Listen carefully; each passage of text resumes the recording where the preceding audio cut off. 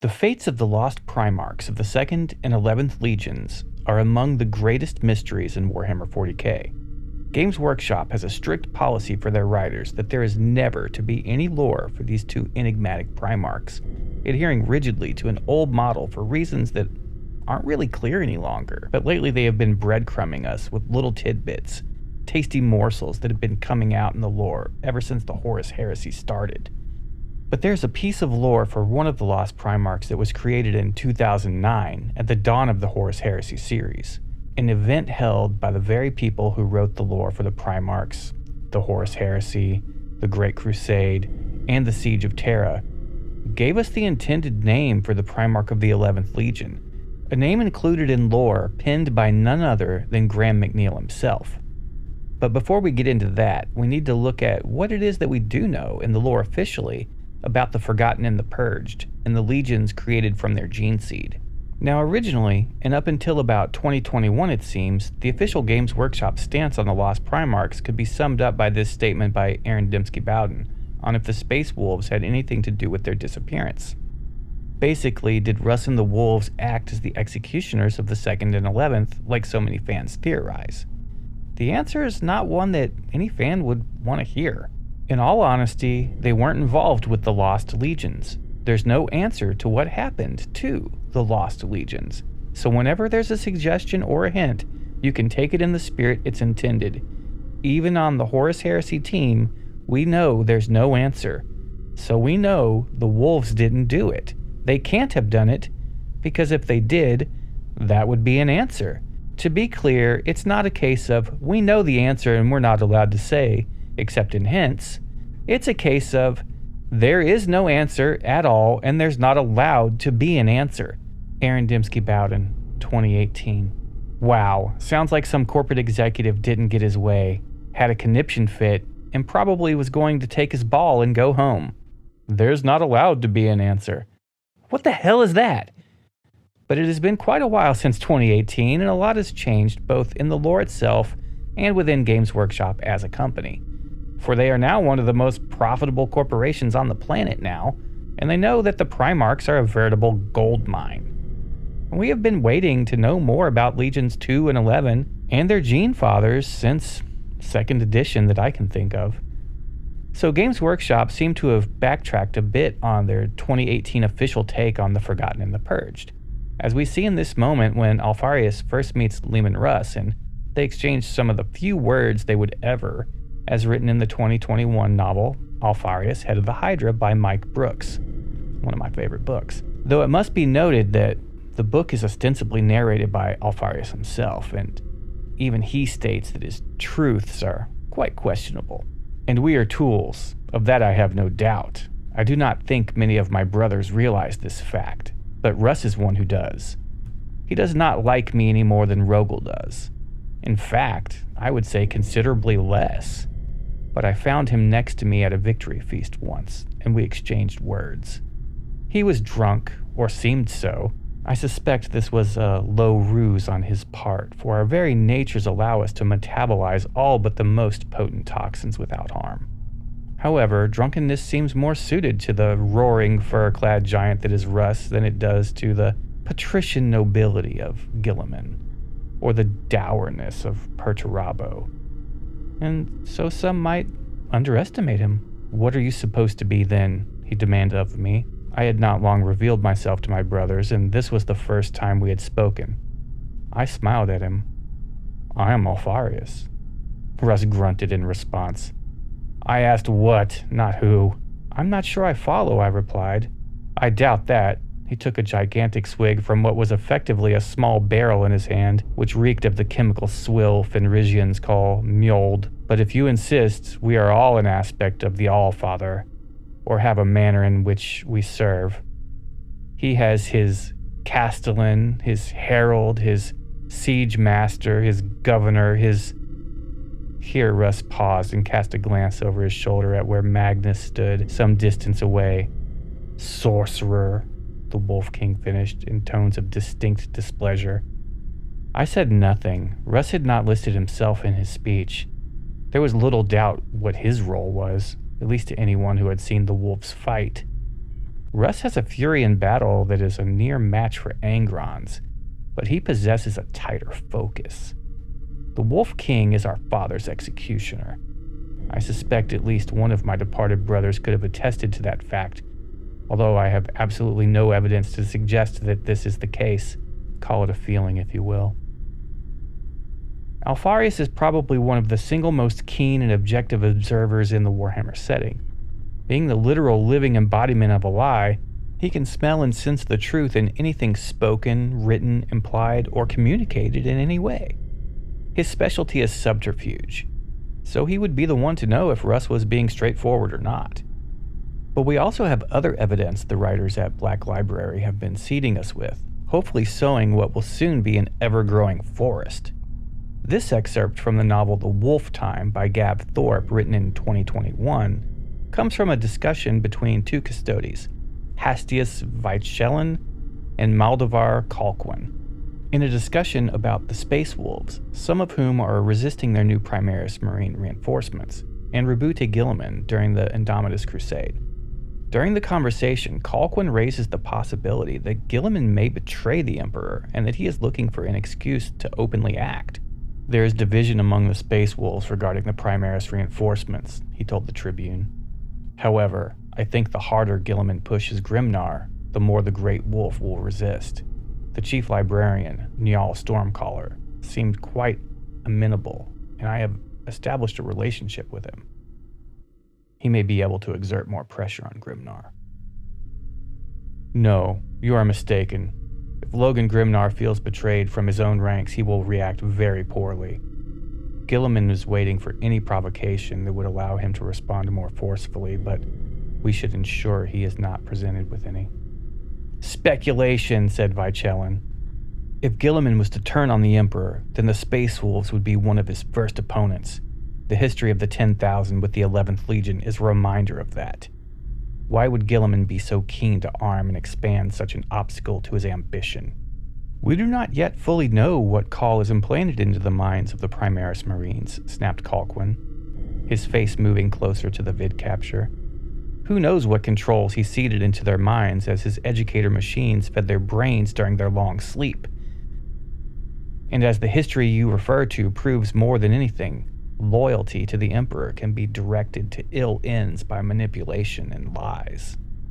Weichelen had no answer to this, but thought the logic built on uncertain foundations. Now was not the time to engage such debate. Very interesting indeed, and we also get the interaction between Dorn and Malcador in the short story The Chamber at the End of Memory by James Swallow, part of the Scions of the Emperor anthology. I knew them. Dorn took another step towards the doors, silently reaching for deep memories of the two brothers. Not all the Primarchs could say that they had breathed the same air as the lost sons, but Dorn was one of the few. He had been with them, if only for a while. Have you ever wondered why none speak of them? The Sigillite replied. Of course, there is the censure over all who know of the lost, never to talk openly of their existence. Still, in the absence of fact, all men will speculate. But you do not. The Primarchs never speak of their lost kinsmen in anything but the vaguest of terms. Have you ever wondered why that is? As you said, we are forbidden to do so. Even when you are beyond your father's sight? Even when no one would be aware of such a discussion? Ask yourself why your thoughts always slip over recall of the lost and pass by. Malcador bowed his head. What were they called, Rogel? The Sigillite seemed almost sorrowful as he asked him. Your vanished brethren. Tell me their names and their titles. Dorn tried to grasp that vague recollection, tried to frame the questions that gnawed at him. But once more his perfect eidetic recall failed him. He could only see the phantoms of those moments. Holding on to them was like trying to capture smoke between his fingers. Their names were... His mighty voice faltered. His brow creased in frustration. They were... To his horror, Dorn realized that he did not know. The awareness was there. He could almost see the shapes of the knowledge out on the far horizon of his thoughts, but it retreated from his every effort to see it clearly. Every time he attempted to frame a memory of the lost, it was like fighting a tidal wave. Everything else is clear, but they are ghosts in my mind. The Imperial Fist was experiencing an impossibility. Every known instant of his life was open to him as if they were pages of a great book. But not those moments. Something has been done to me. The beginnings of a new fury built in his chest, boiling at the realization of such an affront. You are behind this, Dorn whirled, drawing his chain blade in a glittering arc of lethal metal, bringing it to aim at Malcador's wizened, cloak-wreathed form. You shrouded my memories. You invaded my mind. For that I should cut you down. The Sigillite showed no reaction to this threat. Not just yours. Guilliman's and the others who met them. He let his words bed in. It is extremely difficult to extract a reminiscence, Malcador went on. Even in an ordinary human, in a brain as complex and perfectly engineered as that of a Primarch, the task becomes Herculean. Imagine a tree in the earth rising from a web of roots. How would one remove that without disturbing a single atom of the soil? Memory cannot be cut and patched like a mnemonic spool. It exists as a holographic thing in multiple dimensions. But it can be adjusted? My father allowed that? Dorn's sword did not waver. He did not stop you. Stop me? The Primarch's eyes narrowed. Malcador slowly moved back, out of the ornate sword's killing arc. The loss of the 2nd and the 11th was such a wound upon us, and it threatened the ideals at the heart of the Great Crusade. It would have returned all that we had built in the drive to reunite humanity and drive off our enemies. Steps had to be taken. He met Dorn's hard gaze. The legionaries they left behind, leaderless and forsaken, were too great a resource to be discarded out of hand. They did not share the fate of their fathers. You and Rabute argued in their favor, but you do not recall it. Malcador nodded to himself. It fell to me to see that they were attuned to new circumstances. You robbed them of their memories.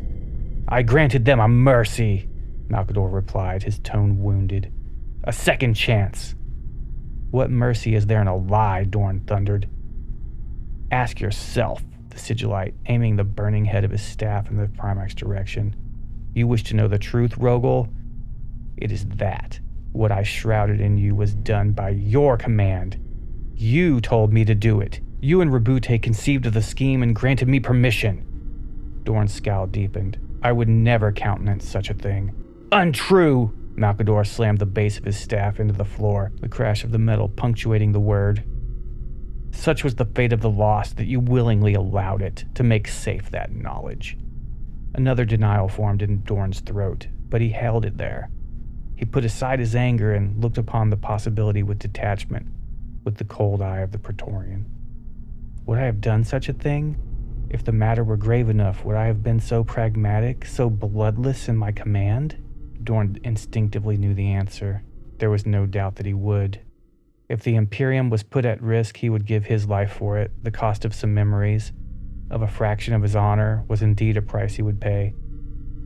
Malcador approached him, leaving his staff where it stood. One bony, long-fingered hand emerged from the voluminous sleeve of his monastic robes, and the Sigillite reached up to hold it before Dorn's face. Faint sparks of eldritch light glistened there. I will show you, said the Psyker. For this instant, I will let you remember. You will know why the lost must remain a mystery. Dorn closed his eyes and a glacial fire erupted behind them. Deep within him, a shadow briefly dissipated, stealing the breath from his throat. And then later, there was still much that the Psyker had said and done which the Imperial Fist did not accept. And although Malcador had professed to have been truthful with him, Dorn had doubts that would never ebb. But not in this matter. In this, he was certain. The lost were gone, and it was well that they were. The grand misfortunes that befell them crumbled in Dorn's mind, but they left behind certainty. What came to pass could overshadow everything. Dorn knew that now. The raw, hateful truth is clear to me. If they were here with us now, this war would already have been lost. But the craziest moment that Games Workshop and Black Library give us where the Lost Primarchs are concerned is when Horus gets choked out by Malcador and almost killed in front of Jagatai Khan and Alfarius for even trying to speak one of his lost brothers' names.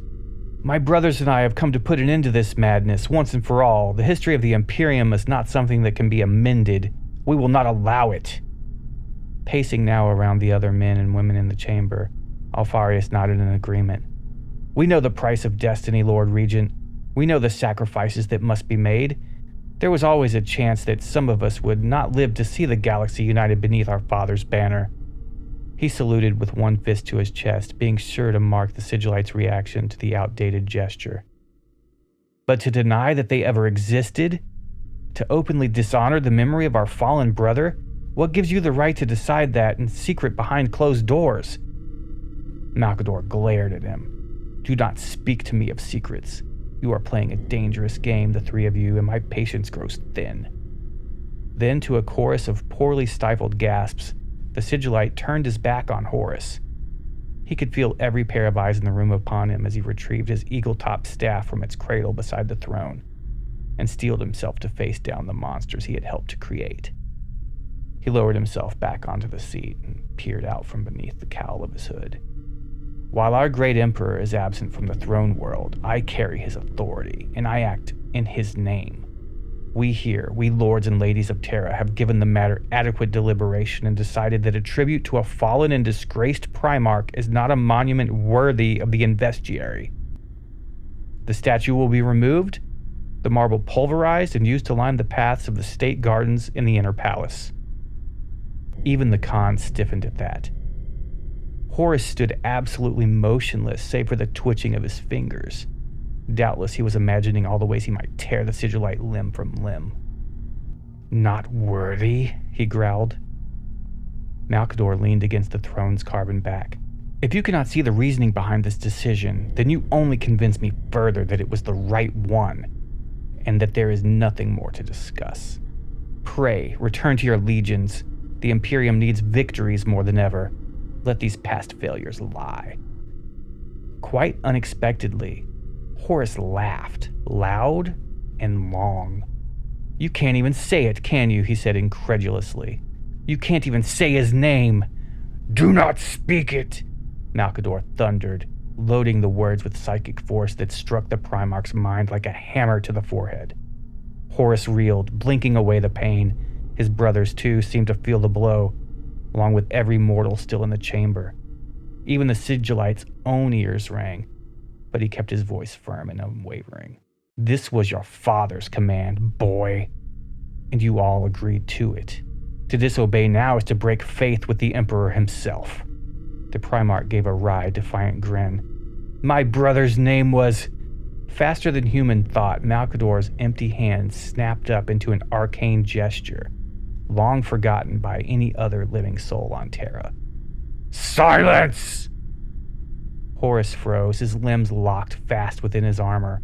He shuddered uncontrollably, pressure building in his muscles as he fought against it. Slowly Malcador stood, holding the Primarch in place with the power of his mind and nothing more. The Khan sprang towards the center of the room. Lord Regent, he urged, holding out his open hands. You must release him, please. He speaks from grief and the shame we all share. The air between them thrummed with invisible energy. Malcador could see that hateful, defiant pride shining through in Horus's palsied gaze. You are not ready for the future you crave, he hissed. None of you are. He forced Horus down onto his knees. Mal, the stricken Primarch choked. Mal, oh. The Sigillite's face twisted into a vengeful rectus. He felt the old, familiar rage beginning to stir deep in his undying soul. Enough. You will be silent, or I will unmake you here and now. Horus's windpipe closed with a sickly crackle. His right eye bloomed red as a blood vessel burst in the sclera. But still, he would not relent. So defiant. So ungrateful. Alfarius took an uncertain step back. Stop! Lord Regent, stop! You will kill him! Tiny, crawling motes of light began to creep in at the edges of Malcador's vision. He could feel heat building within his ancient bones, stinging at the meat of his flesh. The stench of burning hair rose in his nostrils. "Sigillite!" bellowed the Khan. And in an instant, it was over. Malcador released Horus. The Primarch crashed to the tiled floor, convulsing, almost gagging on rough lungfuls of air. Alfarius rushed to his side. "Breathe, brother. Just breathe." So it is no mere coincidence that Horus says Mal when trying to say his lost brother's name. This is not, in my opinion, the War Master trying to say the name of Malcador, the Sigillite, who wouldn't have choked him out for that. And the reason why I know this is because this excerpt is taken from the December 2018 short story, The Last Council by Laurie Golding. It's the story of Malcador presiding over the last meeting of the High Lords of Terra before Horus's arrival to begin the siege. In it, there's a flashback to an earlier meeting, which is the source of this excerpt. To set the stage, Horus, Alfarius, and Jagatai have discovered that the statue of the first lost Primarch is being torn down, and they burst into the council chambers to confront Malcador. Now, the fact that this was written by Laurie Golding is the clue. As way back in 2009, when the Horus Heresy books were first being written, there were regular gaming forums hosted by a group of influential people within the Games Workshop and Black Library communities.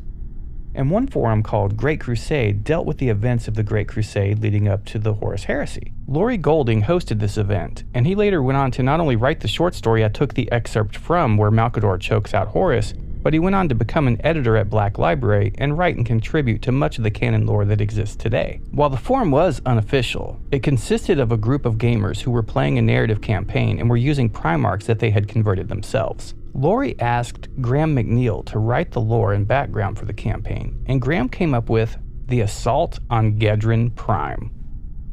It is the 77th year of the Great Crusade. The Emperor of Mankind leads his 20 legions ever outward through the galaxy, their military domination absolute as alien empire and lost offspring of humanity alike fall before the might of the Adeptus Astartes. Now the crusade approaches the system of Gedrin, yet another world seeded by humanity in the dim and distant past, and the thoughts of those commanding the Emperor's armies turn towards the possibility of not only a world brought into compliance without bloodshed, but perhaps even the discovery of yet another of the Emperor's lost sons, the Primarchs. But such an occurrence was not to be. A closed fist rather than an open hand met the Imperial diplomats. The Fife Lords of Gedrin at last united under the banner of hostility.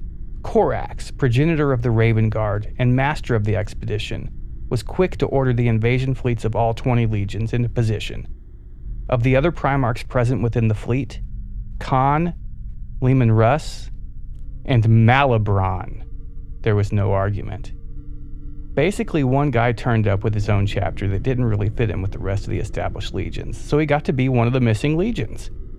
They were led by the Primarch Malabron, and the player had his minis painted in a red and yellow color scheme. I wish we knew the name of the 11th Legion as well as that of their Primarch, but you have to admit Malabron is a pretty cool name, and it is a shame the Games Workshop did not stick with that. In the events of the Assault on Gedrin Prime campaign, the Legion got their butts kicked and lost a huge number of Marines, bringing the system into compliance. Basically, their capital ship, containing thousands of Marines and a large proportion of the Legion, was destroyed. There was a really cool mass battle of the Legions assaulting a fortress, while bits of the ship landed on the board during the game. The Gedronites, the conquered foes, had access to forbidden cloning tech. After compliance, Malabron virus-bombed the world that had been responsible for destroying his capital ship, then tried to steal the cloning tech for his own purposes to replenish his legion, ending up with a massive screw-up that resulted in lots of friendly fire and brother killing brother, as legionaries fought against each other. And when the dust had settled, ultimately Malabron was sent back to Terra in chains. Corax was then responsible for disposing of the cloning tech, which was a nice segue into that later background material of the Raven Guard. So you can see they used a lot of this story in the official canon lore of the Horus Heresy. And how awesome is this? I mean, just wow, absolutely amazing. And this totally works with the fact that the Shadow Keepers of the Adeptus Astartes keep a subject in the black cells that they referred to as Subject 11, which was mentioned in the 9th edition Adeptus Astartes Codex for Warhammer 40k. And there's a lot of speculation in the community that this is a direct reference to the 11th Primarch. Games Workshop used to say that we would never, ever, under any circumstances, ever know, and they held that to be the gospel truth. Set in stone, absolutely sacred, a set of rules for those two enigmatic, shadowy characters. But Games Workshop has really changed a lot, and I think they may now see the wisdom of breadcrumbing us tidbits of lore as far as the Lost and the Damned, the Forgotten and the Purged, are concerned. If you've seen my video on the Legion of the Damned, then you know what I'm talking about. And there's a lot of evidence, the Firehawks or not, the Legion of the Damned has a connection to one of the redacted legions. Hopefully we find more out in the future, but let's be honest, Games Workshop could probably make billions of dollars, or pounds, off the return of even one of the Lost Sons of the Emperor. And why shouldn't they? Seriously, it is just a matter of supply and demand. We have a huge demand for it, and they know that. All they have to do is drip feed us a little bit to keep us strung out like we have been for 25 years. But I say it's time to rip off the Band-Aid. Playing Warhammer since 2nd edition Fantasy Battles, literally seeing Rogue Trader hit the shelves for the first time, I can say that I have not seen one player in all those decades make a Space Marine army based off the Lost Legions or their Primarchs in any way. Games Workshop is still acting like there are millions of players out there relying on the vagueness and lack of lore as a blank canvas to paint a masterpiece upon with their own color scheme and lore. So yeah, they're hiding behind the weakest argument in the history of publishing. A straw man argument that is holding back a ton of amazing lore, gaming, and models. And corporate profits. Who's in charge at GW? Honestly. But yeah, it's Malibran of the 11th Legion, and that name is totally badass. So here are a bunch more clues about and/or mentions of the redacted Sons of the Emperor in the lore. And for two guys who were supposed to be totally expunged and/or completely destroyed, they sure seem to get a lot of mentions in the lore, especially lately. The 11th just keeps coming up. In the novel Fear to Tread by James Swallow from 2012, the 21st book in the Horus Heresy series, Horus finds out about the gene flaw the Blood Angels suffer from, so swearing never to reveal it, even to the Emperor. But Sanguinius says he doesn't want to end up like their lost brothers, suggesting that they may have had some sort of gene flaw, which probably isn't the case as the Lost Legions were subsumed. But Sanguinius still fears his fate will be the same as theirs. Were Biggie to know. We know that the Lost and the Forgotten participated in the Rangdan genocides, and that they lost somewhere around 80,000 Astartes. I might be wrong on this, so if you know the exact number, let me know in the comments. But it has been said that the 11th was one of the largest legions before that. In First Lord of the Imperium, Malcador basically states that the Thunder Warriors were Phase 1, and the Astartes were Phase 2, and Phase 3 is peace. This heavily implied that after the Great Crusade, the plan was to get rid of the Primarchs and their legions, which is ultimately why Horus went traitor. He didn't want to conquer the galaxy only to be cast aside and watch the lesser men, that being regular humans, rule and prosper while he got the same treatment as the Thunder Warriors. To that extent, Horus was right. In Unremembered Empire, Guilliman takes the lion into a room with 21 chairs, so they are still honored with a seat at the table. They exchange some words about their forgotten brothers, and it seems Guilliman has some regret about their loss. However, we know from Malcador that whatever happened to the 2nd and 11th Primarchs was the idea of Guilliman and Dorn, and they were complicit. Funny how their legions swole after that too. Which brings us to the Soul Drinkers, the Ultramarines' successors who somehow don't have Guilliman's gene seed. In Angron the Red Angel from 2023, Grey Knight Telemaine wished the Emperor had done the same for Angron during the Great Crusade as he did for the Lost Primarchs. Angron was so rabid and broken, how was he still deemed useful, yet 2 and 11 weren't? And back to 2021's Dark Imperium, the Tech Priest mentions 18 Primarchs and Guilliman gets upset with that. Knowing that much history of the Imperium has been forgotten. Call mentions that the gene seed was still good, and that even chapters with Ultramarines' gene seed have fallen to chaos. So it isn't about that the gene seed of the Lost Primarchs is still perfectly usable and no less a blessing than his own gene seed. This does imply that Call made Primaris with the gene seed of all 20 legions, and there are Chaos-descended Astartes now who are loyal, and may not even know where they come from. Also, Alpha Legion. In the Horus Heresy's second book, False Gods, during Horus's vision, He sees the gestation tanks of the Primarchs and wonders at the lost potential. It seems that Horus may have taken the loss of those two brothers the hardest of all. In the incredible Horus Heresy novel, First Heretic by Aaron Dembski Bowden, Lorgar says, "I fear the Emperor will break the word bearers and break me. We would be cast alongside the brothers we no longer speak of." Lorgar doesn't want to get wiped out. Ultramarines' sizes swell to huge numbers as they ostensibly take in the legionaries of the Lost Legions. And the Gal Vorbaks say, if they'd have killed the 11th Primarch in his gestation pod, it would have saved them all a lot of trouble. And last but not least, in the 2nd edition Ultramarines Codex from way back at the dawn of time, it stated that the 2nd and 11th Primarchs were destroyed after the Horus Heresy, not before. That shows that even the things they rigidly stuck to in 2018, or up until 2018, are susceptible to change. You know you already want a Malibran model to paint and are planning an army. Don't kid yourself. You're already deciding if you want to use Mephiston Red or Flesh Terrors Red.